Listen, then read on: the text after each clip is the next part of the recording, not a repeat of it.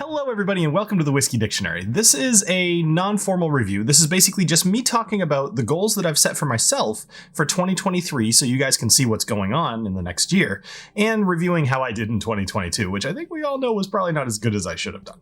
But I've been doing this ever since 2017 when I switched from one video a month down to one video a week.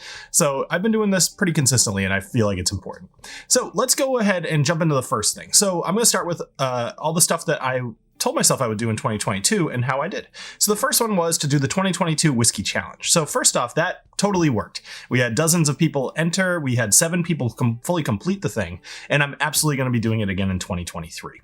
So I look forward to doing that. I'll put out some details about the actual competition probably in like a week or so, and you guys will see that, and it'll be great. And I hope that you can compete this year. I'm going to lower the barrier to entry just a little bit. That way more people can join in and feel like, I get that you can't really necessarily buy whiskey every month, and you know, that's not, you guys aren't running a YouTube channel. It doesn't necessarily make sense for you to do that. So it sounds good. I'm looking forward to it, and I hope that you guys can join this year. Next, so last year I had told myself it was kind of the second year of me buying specifically really good whiskeys. And the whole idea is I've been doing this channel long enough. I wanted to treat myself. Like there's enough times where I've made myself drink like Black Velvet and, you know, the Proper 12 and Johnny Walker Red. Those are always my go-tos, but there's tons of other really terrible whiskeys that I've had on this channel. And I didn't want any of that last year. So I didn't have any of that last year. There was really, I think the worst whiskey I drank was Ball Blair 12, which honestly is totally serviceable. It's something that I wouldn't get again, but like if that's the worst I drank all year, I did pretty well. So this year is going to be a little bit different. And actually, you know, I'll go into that in a little bit. So at the beginning of the year, I told myself I was going to release Tuesday Trivias as short content every week. And I did. I did about 10 of them, I want to say. So I did about 2.5 months. And the viewership on that was not very high. And it could be my format, it could be the content, or it could be the concept, or it could just be that YouTube wasn't really promoting their shorts super well yet. But regardless, I've put the content on several other mediums like TikTok and Instagram and Twitter and obviously YouTube. And the viewership on those things didn't happen wasn't very high. So I just abandoned the concept altogether, which stinks because it was kind of fun to do trivia, but it doesn't make sense putting the time in for like 1,000 views. All right. Increase the views on this channel to 1.5 million. Oops. Well, let's actually talk about this. So over the summer, I took the whole summer off this year. It was the first time I've done that since I started the channel. I want to say, I think, is this going to be 8 years? No, it's going to be 9 years actually in March since I started the channel. So that's a heck of a time. And given I used to do less videos, but I've been doing a lot of videos for a lot of years. And I took the whole summer off. I wanted to hang out at the pool. Like we have a neighborhood pool. Whiskey money doesn't pay for pools. But I didn't want to like commit to just doing videos all summer long, because viewership tends to actually be kind of in the trash during the summer unless you do like really clickbaity videos, which has never really been about what this channel is about. So I wanted to increase the views on this channel from 1.2 million to 1.5 million. I thought that was a reasonable uptick. Here's the problem. I didn't foresee myself taking the summer off, or I think I took about 3 weeks off in late August or early September, something like that. I took a lot of time off this year, and you know, a lot of it was to combat burnout, but also just thinking about this, I've done this channel for like 8.5 years, something like that. And I just have always, you know, ever since 2017, I've been putting out videos every single week. And I get that other YouTubers do that too, but I also have a full-time job. I have kids, I have wife, I have, you know, house, I have all this stuff. And it was too much. So I took the summer off. I enjoyed the heck out of the summer, and I found myself just like sitting around doing nothing. And it was wonderful for a while. And then I started to miss it, which was exactly what I was hoping was going to happen. I started to miss doing the channel, and I got back into it. And at the time I was still running the D&D game, which we'll talk about that in a minute too. But like I still had stuff to do, but ultimately when I came back to it, I was like ready to go. And I put out a few really good videos, and then I took some more time off. I honestly don't remember the reason. I think I just kind of couldn't, like I just didn't have it in me. I get this as a little cliche, but like, if I'm not feeling it, I'd rather put out good content and miss a week or two than just do it and keep in the slog and just keep putting out crappy content, which I know you guys understand, but I just want to say out loud too. there have been times where I've actually lost patrons, where I remember there's one person in particular said, I feel like, this is kind of fun to say, I feel like the dick wasn't as good as it used to be.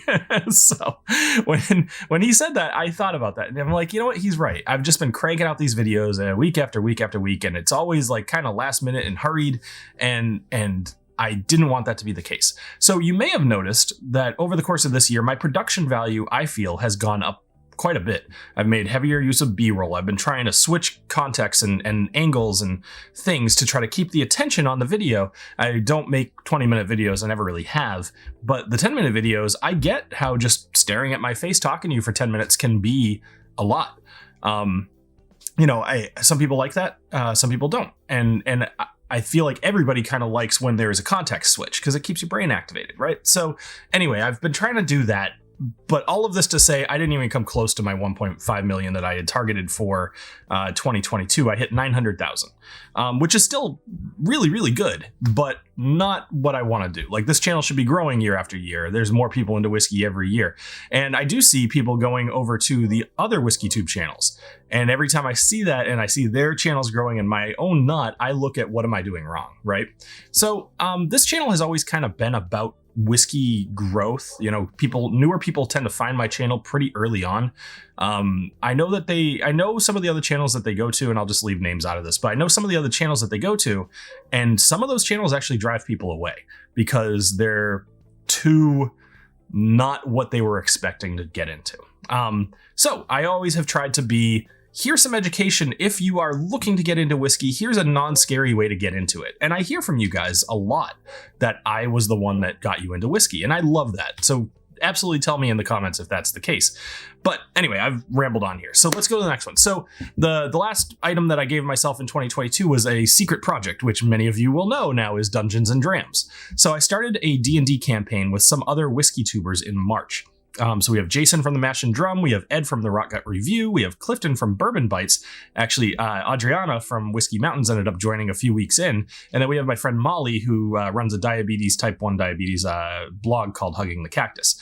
And so we started a D&D campaign. I am having a blast doing that. It was exactly what I needed to kind of revitalize myself back into YouTube and expand into a brand new space. The channel is doing pretty well. I'd like it to be doing better, but given we only produce live stream content, it's actually growing pretty well. It's 387, I think we've been up as high as 390 subscribers. We did almost 20,000 views in 2022. And for a brand new channel, that's pretty good. For a comparison, the Whiskey Dictionary in its first year hit 1,000 subscribers just about the 1 year point. So I've got a little bit of time to keep trying to amp this up, and over the winter, it's very possible more people will jump on board. I also need to make additional kind of content for that channel just to bring more people into it. But either way, if you haven't checked out Dungeons and Drams, I would encourage you to go check it out. The first few episodes, as with any show, are going to be a little bit rougher just because there's a ton of stuff to manage running at one of these games. But I did edited versions of every single episode, which are a little tighter, and I got rid of some of the ums and the ands and the technical issues and all that stuff. So if you want to check it out, go check it out. Otherwise, just go watch some of the shorts and kind of get a feel for the attitude of the game. All right, let's go ahead into 2023 goals. And additionally, I did two other things in 2022. So number one, I went to the Bastards Ball, which was super fun. If you guys can ever make it there for the Bastards Ball, you should absolutely go. It's awesome. It's always a fun time. I had missed it the previous, I think, 2 years. So getting to go back in 2022 was awesome. Other thing is just, I put out a new piece of merch. These are little Glencairn toppers. I'll do kind of a B-roll shot here. I have one in acacia wood and one in bamboo wood.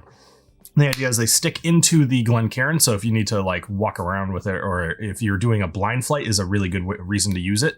It kind of keeps everything in there. So check out the little video I'm sure is playing over here. All right, let's talk about 2023 because that's kind of more interesting because that's the future, not the past, right? So this year's main focus for me is going to be on affordable whiskeys.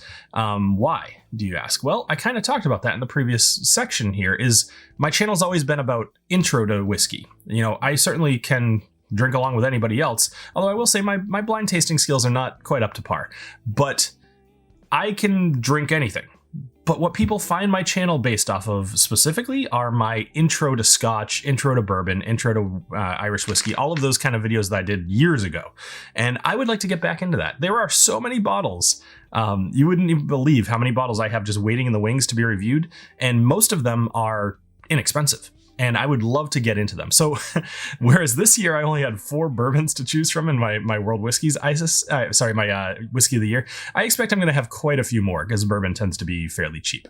So we're going to go into that. So I'm going to do very affordable whiskeys this year. I had the last 2 years of luxury. Now I'm back into it. But I'm going to aim for good stuff. I'm not going to be like, oh, this is $12. Let's see how it is. It's going to be more like, oh, these are known brands, but maybe you've never had them, like, I don't know, Old Granddad or Famous Grouse. You know, that's a very popular name. I've actually never tried it, so we'll have to see if it's any good.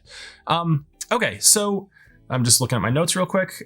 Yeah, all right, so I'd like to do at least 2 barrel picks. Now, here's what happened in 2022, and I'm gonna try to be as not grumpy about it as I possibly can. I got kind of jerked around by a certain company for months. While trying to do a single barrel with them. And it took all of my time and all of my capital into this. So I don't make a ton of money off the Patreon.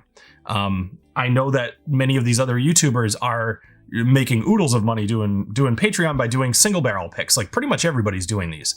I just got stuck. And instead of doing one after another and building that and being able to pick better and better things, I just got stuck for months waiting for this company to get back to me. And I finally just said, screw it, like, we're done. And I never even heard a reply back to that. It was ridiculous. So I'm very unhappy with it, but those that know will know. Anyway, so this year I'm going to do probably one with a company called Found North, which you guys have heard about several times on this channel. And I'm actually very excited to do one of their single barrels. I know Jason from the Mash and Drum did one of them as well. It seems to be selling really well, but more specifically, it seems to be delicious. And everything that they have made that I've tried has been incredible. So I'm really, really excited about this one. I don't know who the second one's going to be with. I certainly would like some suggestions if you have anybody that you'd like me to reach out to. Some of the bigger companies like Four Roses I'm never gonna get. I tried to reach out to Old Forester. Knob Creek is a potential, although they told me that they're not doing them with smaller groups, like you got to be buying tens barrels.